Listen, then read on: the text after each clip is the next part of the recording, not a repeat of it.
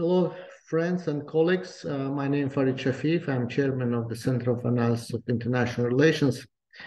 And in the next 15-20 minutes, I would like to talk about the situation around the Lachin corridor, the road near Shusha. As we know, that it's the 11th day that the protest from the Azerbaijani side going on the road, and they demand the access to the mines, gold mines and ore mines, which Azerbaijani side believes is illegally extracted from Azerbaijan and taken away.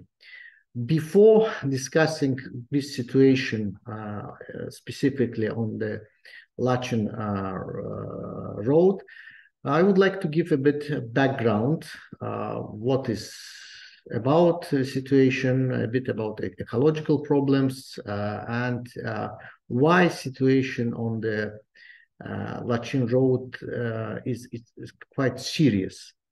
So let me start with explainer, the PowerPoint, which is prepared.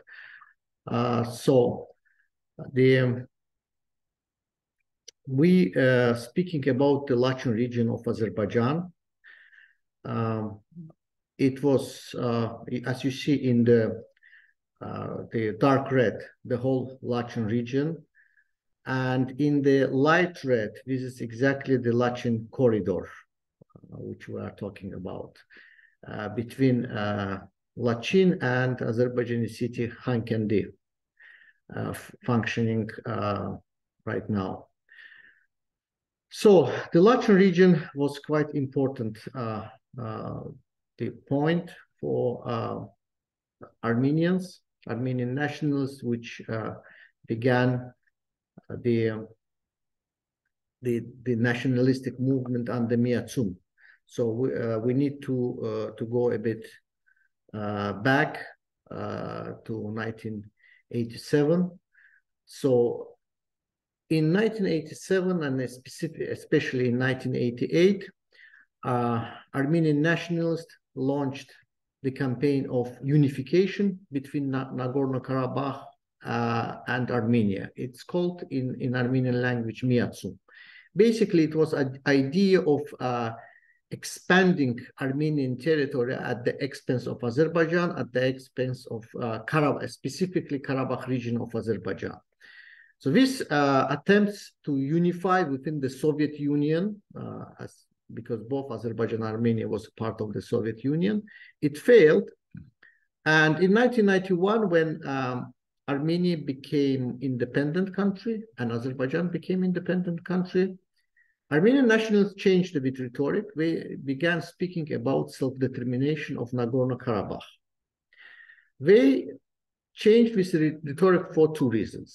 The first reason, because within the Soviet Union, they hoped that the part of one republic will be detached and given to Armenia.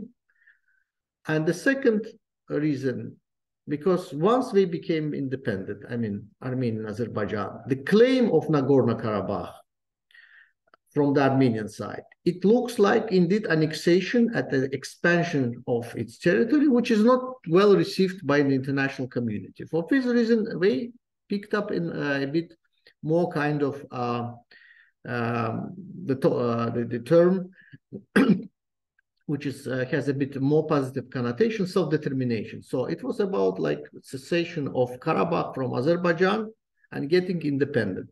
But the final goal remained Miatsum unification.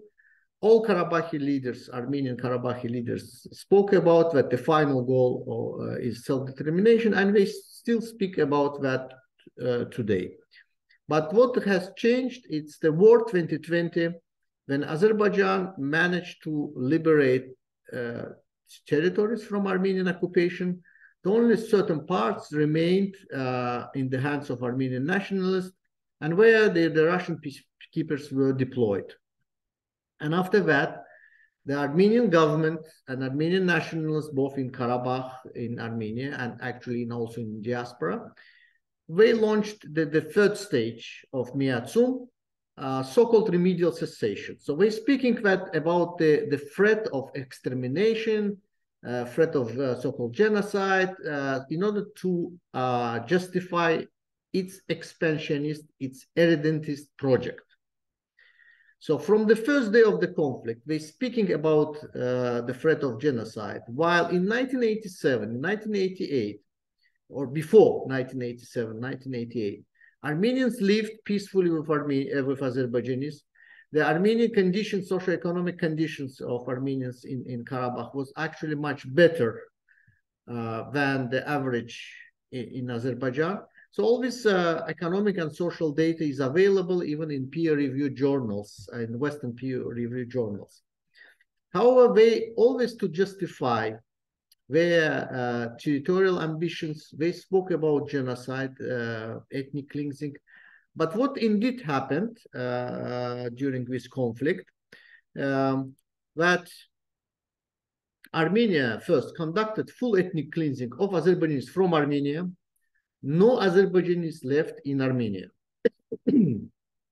Though the violence affected also Armenians in Azerbaijan, and some Armenians left Azerbaijan. However, again, speaking about end results, there is no Azerbaijanis in Armenia. Not only Azerbaijanis were ethnically cleansed from Armenia, but also in Karabakh. It was full ethnic cleansing. So 1st December 1987, Armenian Soviet Parliament adopted a bill uniting NKO with Armenia. It was illegal move from the side of Armenian Supreme Soviet. It's the Parliament of Armenia. That's why it was annulled by the Soviet Central Parliament in Moscow. So when we all know about the development, Khojaly genocide and ethnic cleansing of Azerbaijanis from Karabakh. The 8th May 1992 was important event when the Shusha was occupied by Armenians. It was strategic victory for Armenian side, and from Shusha, from both directions, and from Nagorno-Karabakh, Armenians occupied Lachin. It is indeed was the first region which went under Armenian control outside of ex-Nagorno-Karabakh autonomous regions. And that occupation basically allowed Armenians to occupy our regions. So for this reason, indeed, we're speaking not about Lachin corridor, about humanitarian corridor, but about the so-called Miatsum corridor. It is, if you look at the map, after Lachin, 1 year later, 10 months later, more exactly, in April 1993, Armenia attacked the Kalbajar region from both directions, from the Karabakh and from Armenia, and occupied. Exactly in response to this development, United Nations Security Council adopted first in a series of 4 resolutions in 1993, demanding unconditional and immediate withdrawal of all occupying forces from Azerbaijan. So we see that the Lachin allowed indeed the military supply, and then strengthened Armenian positions both in Armenia, Azerbaijani border, but also in Karabakh, and from both directions, they began occupying one region after another region. Just briefly, I would like to mention that Karabakh is part of Azerbaijan in terms of the international law. It was reconfirmed by United Nations Security Council resolutions. It was reconfirmed by European Court of Human Rights, and in decision in Chiragov against Armenia in 2015, basically, as European Court of Human Rights said that the Armenia effectively controlled Karabakh, basically because it was important, because Armenians always trying to say that it's not Yerevan, it's not the Republic of Armenia, it's only local Armenians Karabakh, which is controlling Azerbaijani territories. So, but that decision indeed points to the government of Armenia. So what happened in 2020? We know the Second Karabakh War, and Azerbaijan managed to liberate its territories. But Lachin corridor received special treatment. According Article 3 of the Trilateral Statement, the Russian peacekeepers were deployed along the Lachin corridor. So we see that this corridor, as we look at the Article 4 and 6, the Republic of Azerbaijan should guarantee the safety of citizens, vehicles, and goods traveling along the Lachin corridor in both directions. Definitely, we're speaking about the humanitarian and non-military use of this road, because if we look at the other articles, we see that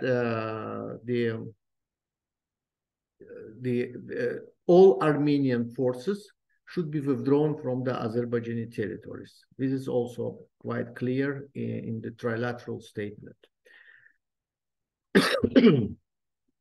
So Azerbaijan also constructed a new road along the Lachin corridor, and it did earlier than 3 years, because this year in August, Azerbaijan made this road ready and asked Russian peacekeepers to be redeployed on a new road. But Armenians, they began disputing this decision, saying that 3 years didn't pass. But if we look at the text, it didn't say after 3 years, in the next 3 years. So Azerbaijan did it the earlier.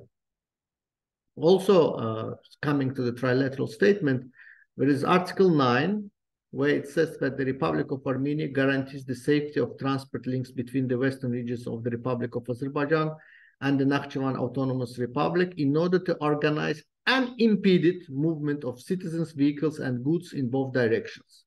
So far, Armenia, under different pretexts, refused to give this sort of the passage to Azerbaijanis in order to organize the unimpeded movement of citizens, vehicles, and goods. If we look at the Article 6 and Article 9, we see basically you are involved. We're speaking about the similar regime. While Azerbaijan provided this sort of the access between Armenian and Karabakh region of Azerbaijan, Armenians continue to refuse to grant similar opportunities for Azerbaijan. So we know now 11 days, it's the ecological protest going on on the Lachin Road. And some international observers questions that indeed this is all about ecological problems. It's not only about ecological problems. I will speak about that. But however, people who really seriously study the conflict, we know that one of the drivers of the conflict was the ecological problems. 17th of November 1988, a huge movement in Azerbaijan began because of the threat to the Azerbaijani forest near Shusha, to the forest on Azerbaijan territory. It's called Topkhane. And that was basically the beginning of national liberation movement in Azerbaijan, which ended up with independence of Azerbaijan, by the way. But the core issue, which unleashed both national liberation movement and also the movement to protect Azerbaijan territorial integrity, was indeed the ecological problem Topkhane movement. Lachin under occupation, under Armenian occupation from 92 to 2020 was basically destroyed. You see only one picture, the huge areas were destroyed, but several towns was, including the city center, the region center, Lachin, was under Armenian control, under illegal settlements of Armenians. And when Azerbaijan in August this year demanded that all these illegal settlers should go, Armenians again began the campaign, accusing Azerbaijan of ethnic cleansing, genocide. It's the regular narrative I would like to highlight, to accuse Azerbaijan in genocide, ethnic cleansing, in order to justify its territorial expansion. Ecological problems is not the recent one. Anyone who would like to learn more about ecological problems, about illegal extraction of natural resources from Azerbaijan, can access the report, which was prepared by the Center of Analysis of International Relations. You see the web link, and one of the key elements of this report was illegal extraction of natural resources from Azerbaijan's territory. Illegal extraction. There's a company which is called Base Metals from Switzerland. It is owned by the ethnic Armenian, and it was involved in these illegal activities. But there is a bit dynamic. We have to speak about the dynamic, why it's now, what's going on in Karabakh the last 2-3 months. I should underline that indeed the central authorities in Baku, they began dialogue with Karabakh Armenians about the reintegration of Karabakh Armenians into Azerbaijan, and there was some positive responses. But unfortunately, immediately, the international spoilers, the Russian Federation, we've seen the emergence of Russian oligarch of Armenian origin, his name Ruben Vardanyan, who was sanctioned by the US and was involved in money laundering. He denounced his Russian citizenship and went to Karabakh. It will be naive to say that the Russian peacekeepers or Russian authorities, they didn't know about this, or they just, it's obvious they allowed him to move to Karabakh because it's the Russian peacekeeping forces which is indeed control these territories. Interestingly enough, the Ruben Vardanyan has quite a good connection with some Western liberals, with some Western liberal institutions like Carnegie Corporation, Carnegie Endowment, and David Ignatius, the editor of Washington Post, one of the editors of Washington Post. He has personal connections with Ruben Vardanyan, as we can see from his Twitter account. He spoke with Ruben Vardanyan, and not only spoke, but he basically befriended Ruben Vardanyan. So for this reason, why I'm bringing this issue, because we now see a big international pressure on Azerbaijan, with regard to the blockade on Lachin Road.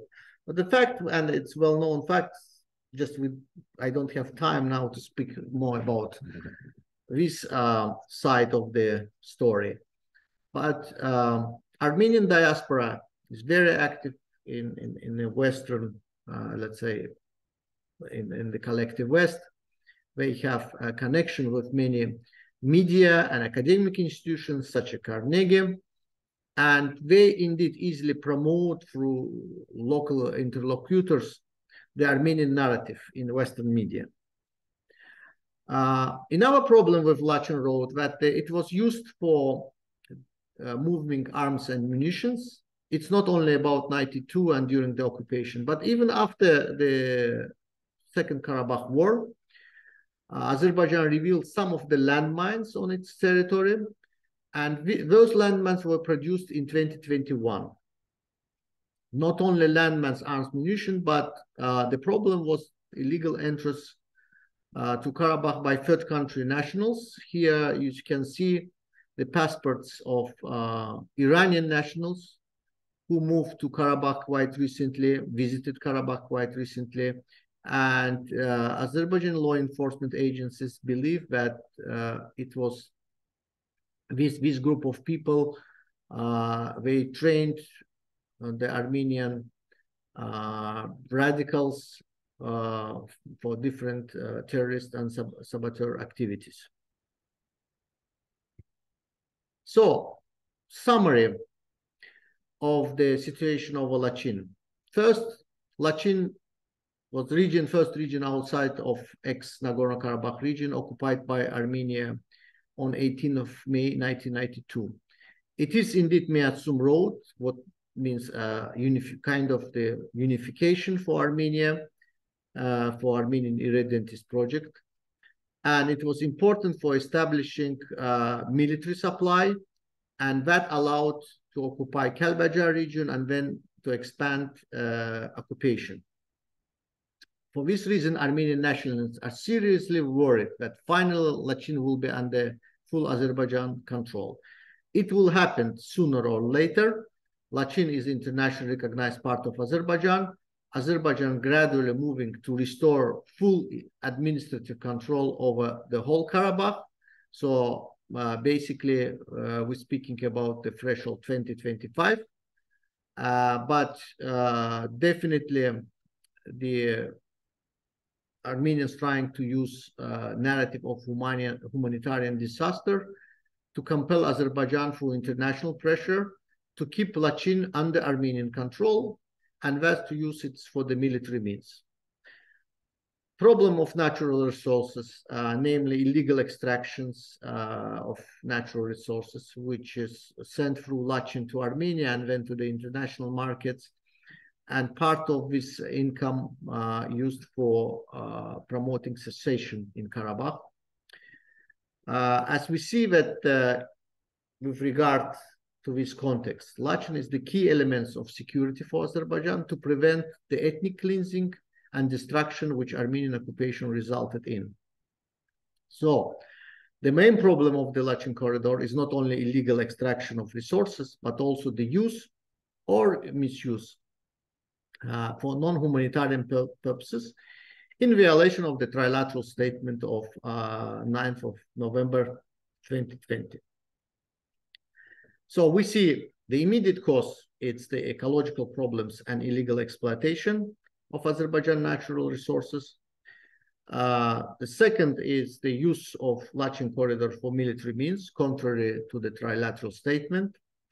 But also I would like to underline this moment too. While Azerbaijan fulfills its obligations under trilateral statements, Armenia refuses to give the passage for Azerbaijan between the western regions of Azerbaijan and its Nakhchivan Autonomous Republic.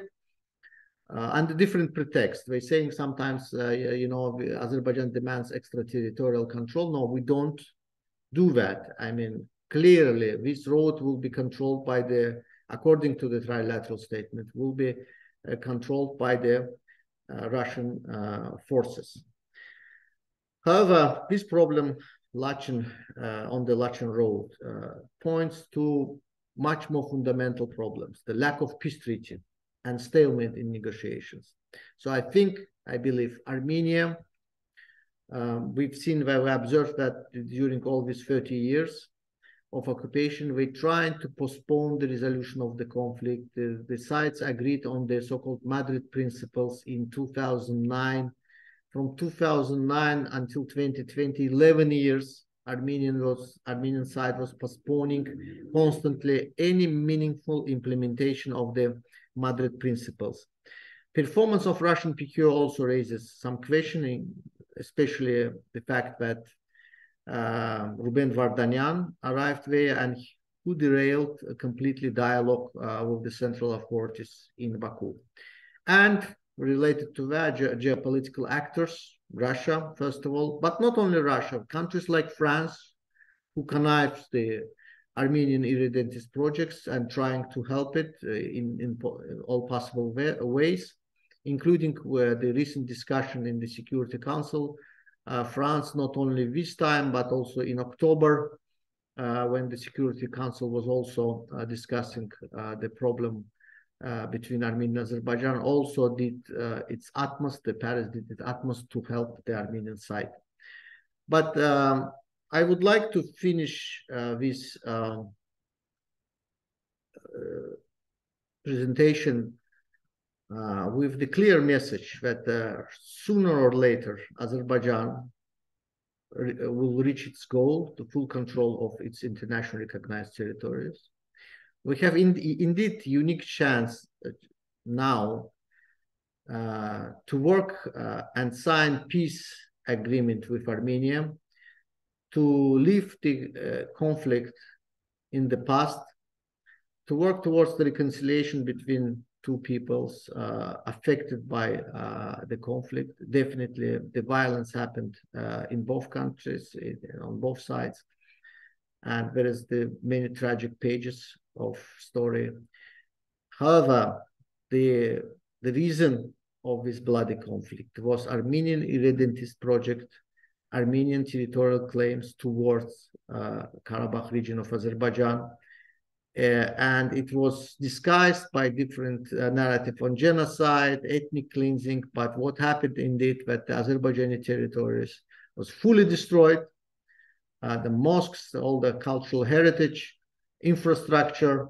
Again, I know that on both sides happened destructions, but mostly we're speaking about on Azerbaijan territory. There's nothing happened on Armenian territory. It's the whole saga. I mean, the whole this conflict happened on the Azerbaijan side. The Azerbaijan territories were affected by the war destructions, emergence of refugees and internally displaced persons. We have a chance to put this to turn the page, to work towards peace. Unfortunately, what we see in Karabakh, I'm speaking about Vardanyan and some other activities of international actors, but also in Armenia, we see that there is no indeed meaningful step towards the resolution of outstanding issues.